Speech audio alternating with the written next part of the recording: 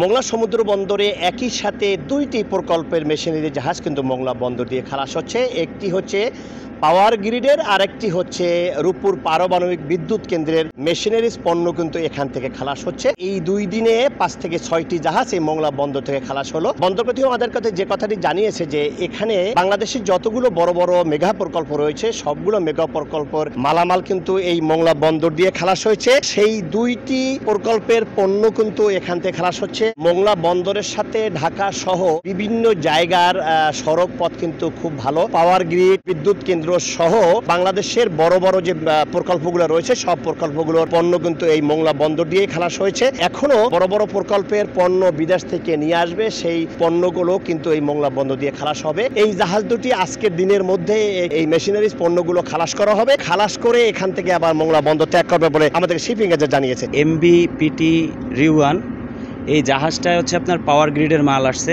এটাকে বলা হয় হচ্ছে আপনার স্টিল টিউব। কমিশনার আছে, তিনি আমাদের অনেক ধরনের সুযোগ সুবিধা দেন। চেয়ারম্যান স্যার আমাদের অনেক ধরনের সুযোগ সুবিধা দেন। তার কারণে আর আমাদের এই মোংলাতে কোনো জাহাজের কোনো জট বা কোনো ট্রাফিকের কোনো সমস্যা এইগুলি আমরা ফেস করি না। আগের তুলনায় মোংলা বন্দর কিন্তু অনেক উন্নয়ন হয়েছে। এখানে ব্যবসায়ীরা কিন্তু বিভিন্ন দিক থেকে ব্যবসায়ীরা এখানে এসে মোংলা বন্দর ব্যবহার করার জন্য আগ্রহ প্রকাশ করছে। আন্তরিকতার সাথে এবং আনন্দের সাথে আমরা মালগুলো ডেলিভারি দিচ্ছি এবং বন্দরে কোনো জয় ঝামেলা নেই এবং এখানে কোনো ডিস্টার্ব আমরা কেউ করে না বা আমরা সেটাও মনে করি না এবং আমরা সুন্দরভাবে মালগুলো ডেলিভারি দিই। দ্বিতীয়ত বন্দরে আমরা অনেক উন্নয়নমূলক কাজও আমাদের বন্দরে হয়। মোংলা বন্দরে কোনো কাজে কোনো ব্যাঘাত ঘটেনি, প্লাস আমাদের ইকুইপমেন্টের কোনো সমস্যা হয়নি। আমরা সুন্দরভাবে পণ্যটা খালাস করতে পারতেছি। পণ্য রাখার জন্য বা জাহাজ খালাস করতে কোনো বেগ পেতে হচ্ছে না। এখানে বন্দর যে সহায়তা করছে, ম্যাটেরিয়াল দিয়ে যে সহায়তা করছে, কোনো রকম ম্যাটেরিয়ালস কোনো অপূর্ণতা নেই। কোম্পানি অথবা ব্যবসায়ীদের যতটুকু সহায়তা করা দরকার বন্দর কর্তৃপক্ষের চেয়ারম্যান রিয়ার এডমিরাল শাহির রহমান সহ ঊর্ধ্বতন কর্তৃপক্ষ বা কর্মকর্তা কর্মচারী যারা রয়েছে রাত দিন 24 ঘন্টা তারা কিন্তু ব্যবসায়ীদের সে সহায়তা দিয়ে যাচ্ছে। আমাদের পর্যাপ্ত ইকুইপমেন্ট আছে, জেটি আছে, তারপরে car parking yard, transit shed সবই কিন্তু আমরা রয়েছে। আমাদের পর্যাপ্ত জনবল আছে, তো জাহাজ জট নেই।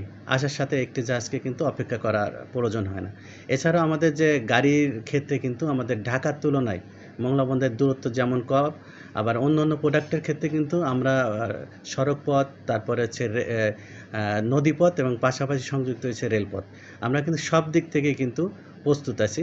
ব্যবসায়ীরা যে পণ্যগুলো নিয়ে আসবে সেই পণ্যগুলো এখানে যাতে জট বেঁধে না থাকে, এই পণ্যগুলো মোংলা বন্দর জেটির ভিতরে রাখার জন্য পর্যাপ্ত সিকিউরিটি অবস্থায় তারা রাখতে পারবে এবং এই পণ্যগুলো ব্যবসায়ীরা আবার দেশের বিভিন্ন অঞ্চলে নেওয়ার জন্য সব ব্যবস্থা করে রেখেছে বন্দর কর্তৃপক্ষ। মাহমুদ হাসান, সময় সংবাদ, মোংলা।